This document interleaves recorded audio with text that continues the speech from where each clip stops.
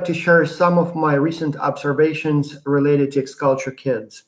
Those who don't know, X-Culture is this project where we bring thousands of MBA and university students together virtually. They would be coming from about 40 different countries, and we would place them on global virtual teams where each team member is in a different country.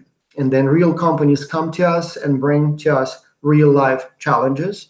And then the students, those working in international teams, would try to solve those challenges.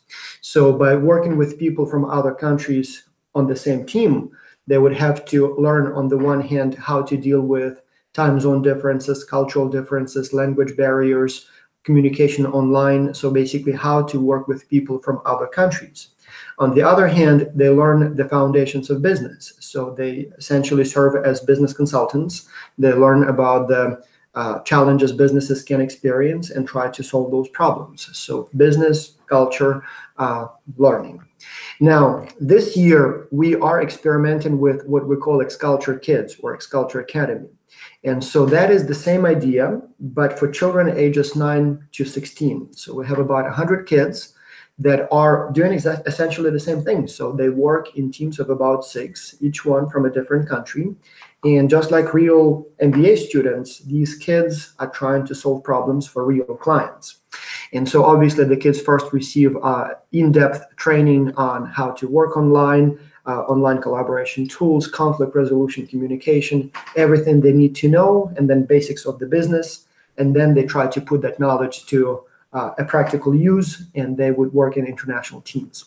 And so now we are in week 5 of the project, and I just had a webinar attended by those kids. So it just happened to be the case that today we had 2 teams online. Both are teams comprised of kids ages 10, 11. So these are very, very small kids. And when the whole project started, I thought, I mean, what could these kids do? Are they ready to work in international teams? Are they capable of solving business problems? I mean, I'll be honest, I was skeptical. And many people said that we are crazy even allowing kids to try to do it. It's a project for MBA students. But first of all, it's going very well. The kids seem to be fully capable of working in international teams. But the true joy is to watch them interact with one another and try to solve those problems. So today we had kids from India, from Hungary, from Ukraine, from the United States. I may be missing a couple of countries. And so all the teams that work today, that met today, they work on the challenge presented by the Finnish Schools International. It's a network of private schools that tries to use the Finnish system. So they literally expatriate teachers from Finland, and they open schools all around the world and use that more advanced or more, let's call it, fun system to teach kids. And so the challenge they presented to our kids is, could you design a school of your dreams? So if you could design any school you want, what it would look like, how it would work, what would be the main features of that school, the program, and stuff like that. So design a school of your dreams, and then obviously the business component, how would you market it? So where would you open it? What country? Describe that country. What would be the marketing strategy? How do you convince parents to send their kids to that school? And so today, I've seen the drafts that they've been submitting weekly, but today I had a chance to observe some of the interactions. And this is so cool. Like, for example, so they describe the school, and then they have to decide on the country where they're going to send those schools. And so one of the teams had like 5 different countries that they suggested so far, the United States and Brazil and India and Luxembourg and so on and so on. And they have to choose one market. So they need to choose one market and develop a marketing strategy for that specific country. And so I say, I don't know, maybe India would be a good school, a good country. Maybe, India is a huge market, almost 1 billion people. Some are rich, some are poor. And then there are 2 boys from India, and they're like, raise their hand. They're like, no, India is not a good country.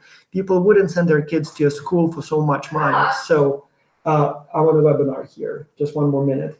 And so, yeah, that was very cool. And so that's exactly what this program is about. So we have kids all around the world.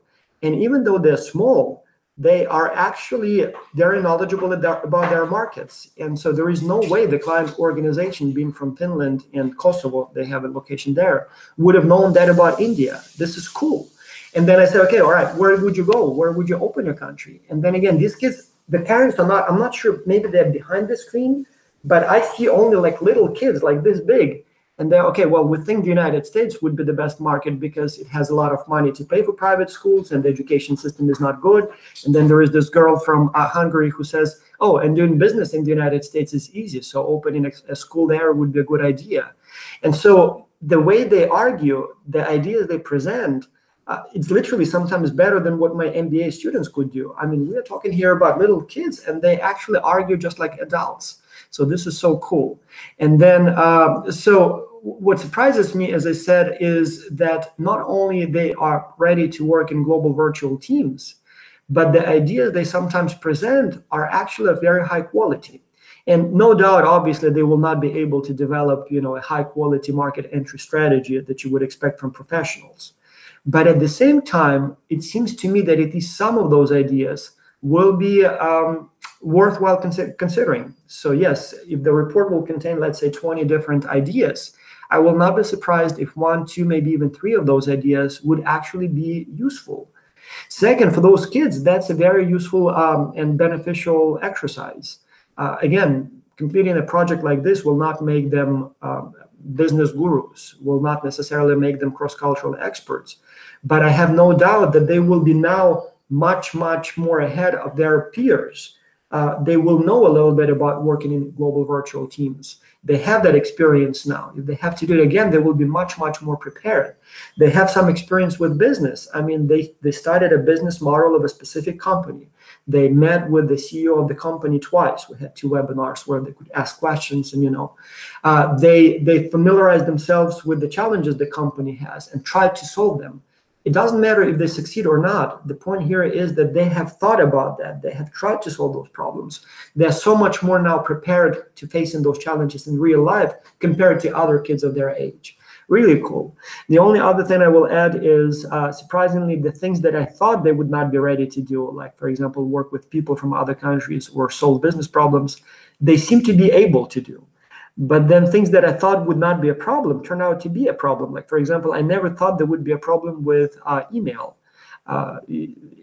These kids, we call them the digital natives. They grow up with these things, right? They have all kinds of gadgets. They have computers. They have iPads, iPods, all that stuff. And I thought there would be no problem for them to find a way to communicate online. But the problem is that they seem to be very, very good at looking at a picture at Instagram, liking it, maybe providing a comment that has like 2 words and 2 emojis.